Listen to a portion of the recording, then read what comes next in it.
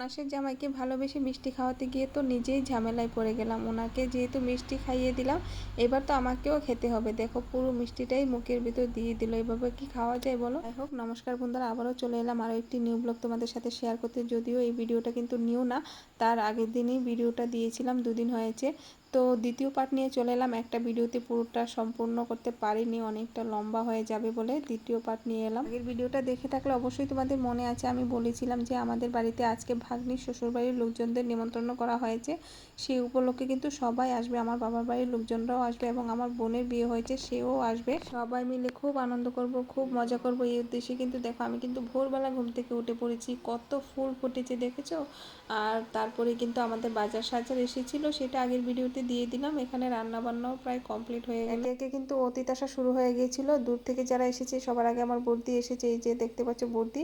আর দেখো এদিকে রান্না বান্নার কিন্তু সবকিছু কমপ্লিট, সবকিছু ঢেকে রাখা হয়েছে, যেহেতু খাবারটা একটু পরে সবাই বসে আছে। তারা কিন্তু এখনো আসেনি, আমার ভাগ্নি জামাই আর আমার বোনের জামাই। নতুন জামাইরা যদি না আসে তাড়াতাড়ি কিছুই ভালো লাগে না। যাই হোক, যেহেতু সময় পেরিয়ে যাচ্ছে, অনেকেরই খিদে পেয়েছে। যেমন এখানে কিছুজন খেতে বসে পড়েছে, আমার কাকা, আমার মেজো কাকা, আর পাশে রয়েছে আমার বাবা। দেখো দুই ভাই মিলে একসাথে খাচ্ছে। আমার মেজো কাকা মানে আমরা কাকু বলে ডাকি। তো কাকু বলছিল ভিডিও বানাবি না, আমি বলছি হ্যাঁ বানাবো। একটা ব্যস্ততায় ছিলাম বলে কিন্তু পুরো ভিডিওটা করতে পারিনি। আমার আত্মীয় স্বজনরা কিন্তু ঘরে বসে আছে, তোমরা দেখতে পেয়েছো। ওরা যখন এসেছে তখন আর ভিডিও করা হয়নি। যাই হোক, এখানে সবাই খেতে বসেছে। এই হলো আমাদের ভাগ্নি, ওদেরকে আশীর্বাদ করে দিচ্ছে। দেখো ভাগ্নি জামাইও পাশে আছে, ওরা কিন্তু চলে যাচ্ছে। আসলে ওর শ্বশুর শাশুড়ি আসেনি, তো আমাদের মন খারাপ ছিল, তাই ভালো করে ভিডিও করতে পারিনি।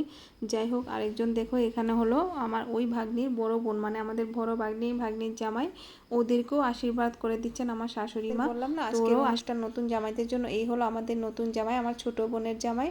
তো ওরা কিন্তু একটু লেট হয়ে গেছে, প্রায় সন্ধ্যা হয়ে আসছিল, এমন সময় পৌঁছেছে।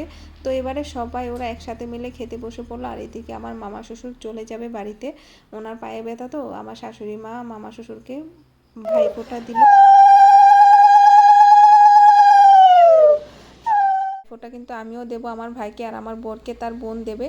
তো অবশেষে দিব সবার শেষে, কারণ সবার শেষে না দিলে কিন্তু আমাদের যে প্রোগ্রাম সেদিকে খেয়াল রাখতে পারবো না, ওদের খাওয়া দাওয়া ঠিকভাবে তো খেয়াল রাখতে হবে। এদিকে দেখো সবাই একসাথে জড়ো হয়েছে, আমার খুব ভালো লাগছিল ওই দিন।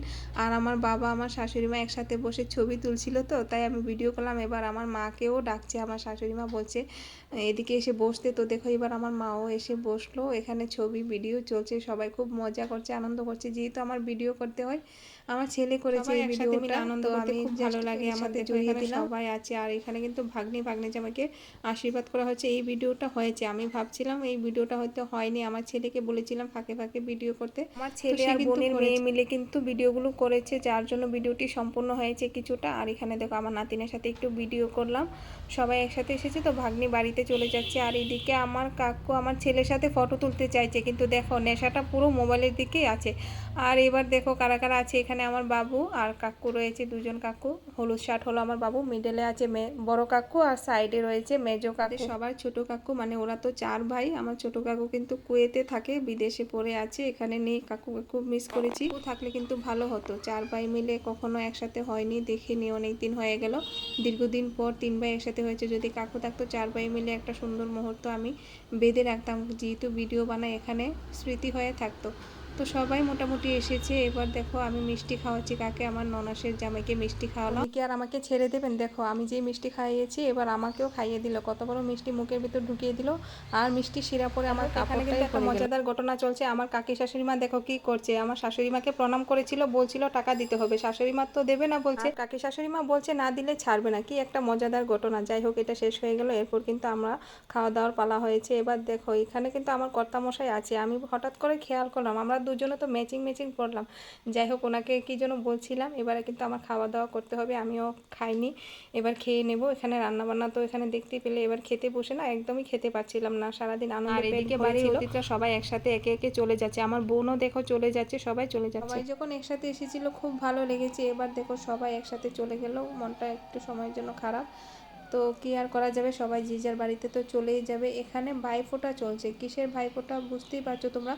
আমাদের বৌদি মানে আমার কর্তামশাইয়ের বড় বোন ফোঁটা দিচ্ছে, ভাইফোঁটা। আমিও কিন্তু দিতে পারিনি, কেন দিতে পারিনি সেটাও কিন্তু বলছি। এদিকে ছিল কালী পুজো, কালী পুজোর সময় একটু ব্যস্ততায় ছিলাম। তারপর বাড়িতে যেহেতু অতিথিরা আসবে, বাড়িতে অনেক কাজ, জানোই তো যে কোনো প্রোগ্রাম থাকলে বাড়িতে অনেক কাজ থাকে আগে এবং পরে, তো সেই কাজগুলো সারতে হবে, সেই জন্যই কিন্তু আমি আর যাইনি বলে কিন্তু আমার দুই বোনও যায়নি, কারণ আমরা সবাই একসাথে ফোঁটা দিত। ভাইফোঁটা তো আমি যেহেতু সবার ছোট বোন আর ভাই হলো আমার ছোট, তো ওরা চায় আমিও থাকি, আমরা সবাই একসাথে ভাইফোঁটা দেব।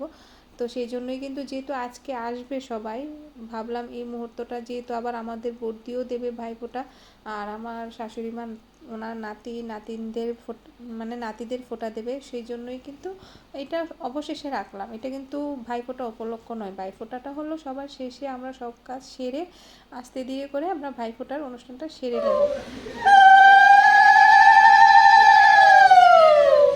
এটা কিন্তু প্রথম বছর হয়েছে আমার ভাই আমার বাড়িতে এসে ভাইফোঁটা নিয়েছে, কখনো এখানে আসে না। আসলে আমরা তিন বোন বাবার বাড়িতে মিলে চলে যাই, সেখানেই ভাইফোঁটা দেওয়া হয়। এবারে বর্দি ভাইফোঁটা দেবে, আগে বর্দি দিয়ে দিবে, তারপর আমি দিচ্ছি। চলো এবারে আমার পালা, আমিও ভাইকে ফোঁটা দিয়ে দিই, একটু আশীর্বাদ করে নিই। দীর্ঘদিন মানে বছরে একবার এই সুযোগটা আসে, ভাইয়ের মাথায় তেল দেওয়া, চুল আঁচড়ে দেওয়া, সেই সুযোগটা পাই। ভাই হলো আমাদের সবার ছোট। আমি অনেকজনকে দেখেছি, তোমরা অনেকেই জানো না যে ভাতৃদ্বিতীয়ার দিন ছাড়াও আরও ভাইফোঁটা দেওয়া যায়, আরও 7 দিন পর্যন্ত থাকে, তবে ভাতৃদ্বিতীয়াতে ভাইফোঁটাটা দেওয়াটাই সবচাইতে ভালো। কিন্তু যাদের সমস্যা থাকে, দূরে থাকে বা কোনো কারণে দিতে পারে না, তারা কি করে জানো, ভাতৃদ্বিতীয়ার দিন কালীচন্দন তুলে রেখে দেয়। নিয়মটা সবার আছে কিনা জানি না, তবে আমরা যদি না দিতে পারি ভাতৃদ্বিতীয়াতে, তাহলে কি করি জানো, ভাতৃদ্বিতীয়ার যে কুয়াশার জল পড়ে, সেই কুয়াশার জলটা রেখে দিই।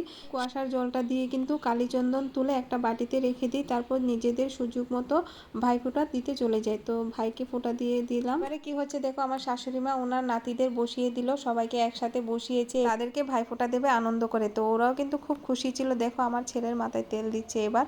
আর সবাই কিন্তু এখানে লাইন ধরে বসে আছে। এই হলো আমার ভাগিনা, মানে সবাই এখানে ভাগিনারাও রয়েছে, সবাইকে ভাইফোঁটা দিচ্ছে, আনন্দ করে কিন্তু সবাইকে ভাইফোঁটা দিচ্ছে। তো আমার ভিডিওটা কিন্তু এ পর্যন্তই ছিল। আজকের ভিডিওটি তোমাদের কেমন লাগলো কমেন্ট করে জানাতে ভুলবে না।